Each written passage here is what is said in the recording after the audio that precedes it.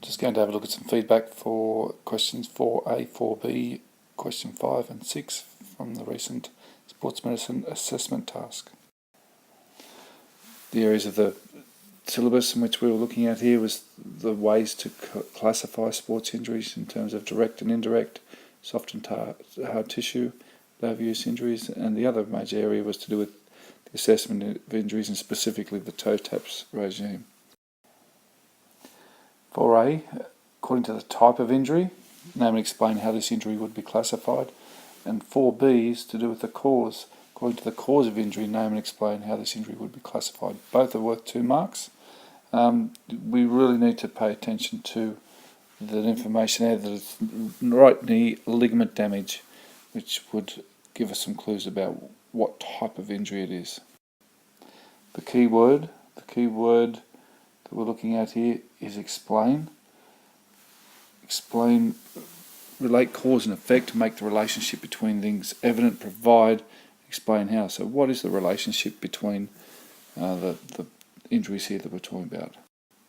In terms of the marking criteria, you can see that to get 2 marks you need to correctly identify the classification of the injury and clearly explain how the injury is classified according to the type. And 4B, according to the cause, so you need to look at the cause of the injury. Again, giving clear explanation about how it's classified would get you 2 marks. In this response here, we can see soft tissue injury highlighted. We're talking about to the ligaments and the muscles, but in particular the ligaments highlighted there.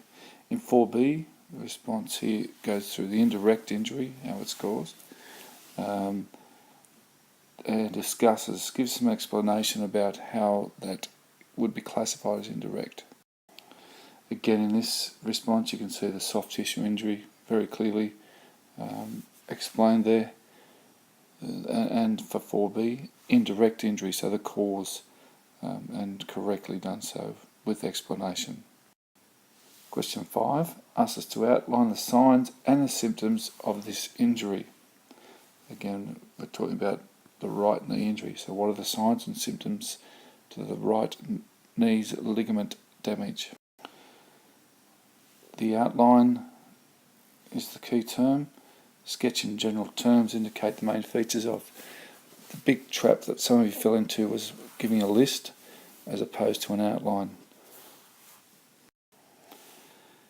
So the marking criteria, to get 3 marks you needed to have 3 correct signs and symptoms outlined with examples. Again, the problem that most of you had in this section was that you fell into here or to here because you listed. Have a look at this response here. We can see that there are a number of signs and symptoms, signs being things you can see, symptoms being things that you can feel, that are listed here: tenderness, swelling, mobility. The discussion is evident, so it's more than simply a list. List, I guess, if you get an understanding of a list, it's if you write a shopping list out, it's just the items that you need. In this response, we've given more than that. They've actually given a brief description of the different signs and symptoms, 3 of them. Question 6, outline the assessment of injuries procedure that the trainer would have gone through when approaching the injured player for this injury type. So again, the outline and worth 5 marks. Keyword here, sketch in general terms, indicate the main features of through an outline. So outlining each of those different stages of the toe taps procedure in relation to the knee injury for Barron.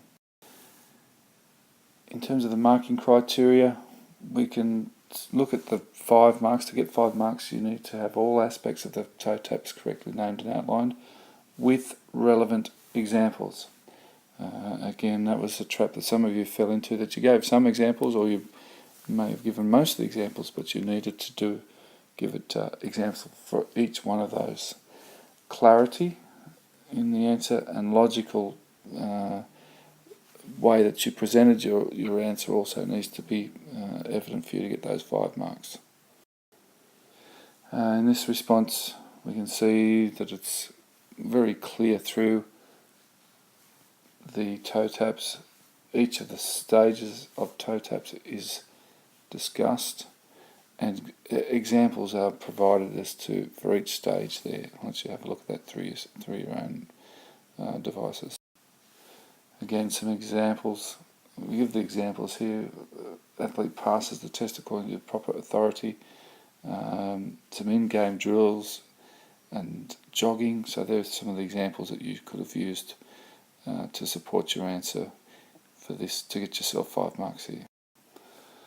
Again, in this response, very clear that they've got each of the stages of toe taps and understanding. They've also supplied examples through each of the stages. Just finally, some general comments.